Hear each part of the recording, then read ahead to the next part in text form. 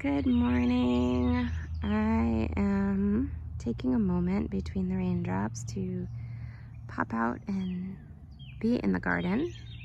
It's just such a beautiful day, and I have plans to do absolutely nothing important. And I love days like that. They make me feel super calm and grounded. And so today I am going to, wow, there's this beautiful big butterfly fluttering around like crazy. Whoa, she just took off.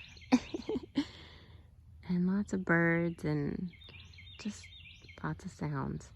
But anyway, I popped on to do a quick little video about our ground cherries. Now, we've grown many varieties and we love ground cherries. They're delicious. I've had people ask, well, how do you use them? We eat them fresh right off. Well, I would say off the plant, but not off the plant, off the ground. They're called ground cherries for a reason. You want them to be fully ripe and they'll drop to the ground when the paper husk starts to dry off. And that's when you know they're ready. You don't want to eat them when they're still green because they can actually be toxic. But they're delicious, so we love to eat them fresh. You can make them into jams and jellies or pies. You can add them to smoothies, whatever. Just treat it like you would, I guess, a blueberry, even though they have no comparison in flavor, but you would do the same with blueberries. You wait until they're super ripe and you can eat them fresh, or you can add them to pies, jams, jellies.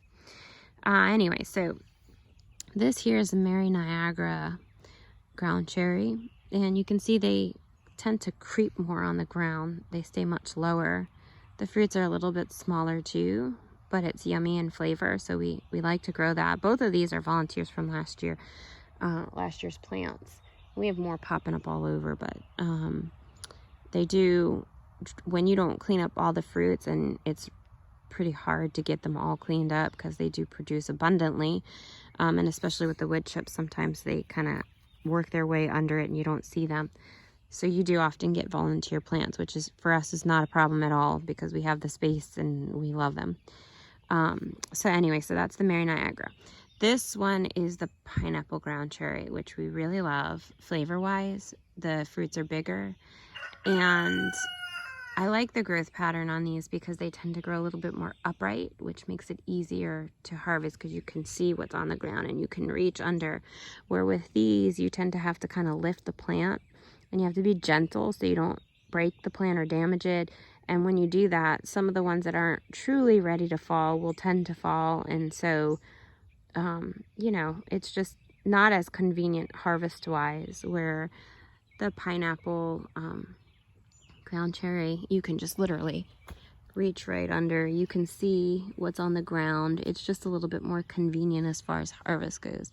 And the fruits are bigger. So I really like these. I am very keen on the pineapple ground cherries, but I do like the flavor of the Niagaras as well. So these are the two that we have growing this year. We have grown other varieties, and I could take out my notes. I wrote notes on growth pattern, production, flavor, all of that on the ones we've grown, but today I'm just focusing on these two because this is what I have to show you. So just wanted to show that. Now it's interesting because they do look like tomatillos. So if you've ever grown them before and you end up with these volunteer plants, if you've also grown tomatillos, you have to sit and think, hey, is this a tomatillo or is this a ground cherry? They have the same color. Let me see if I can find a flower here. Well, same leaf pattern, as you can see, and there's the flower, same type of flower, and they grow in the paper husks just like tomatillos, but these are definitely not tomatillos. And let me see if I can find one that's ready. No. Oh, wait. I think I see. We've been pretty diligently harvesting because we love these. I see one down here. Oh, this one looks like it could have used a little. That fell a little too prematurely, and it wasn't even fully developed. So that's not edible. But let me see if I can find one. Here we go. Here's one of the Niagaras.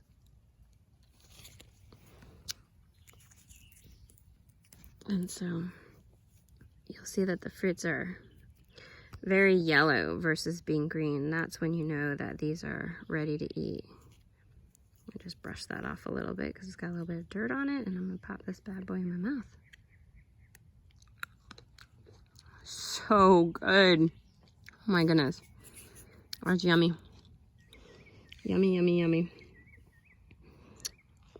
So, that's why I don't mind growing these, even though they're a little less convenient for harvest. They really are yummy. Very good. So that's my take on these two particular varieties and a little bit about ground cherries. I hope that helps some of you who are considering growing them. It's definitely an abundant crop. And look, when I bit into it, it was so juicy and it splashed a seed on me. So I can save that seed. Even though I know I don't need to. They are abundant producers. So definitely a good food crop to grow. The kids love them. And they readily come back by seed. I'm just going to go ahead and dig down here and drop this seed and let it do its thing. It'll either grow this year or next year, whenever it feels like germinating. And yeah, so that's it. Consider growing it. Ciao.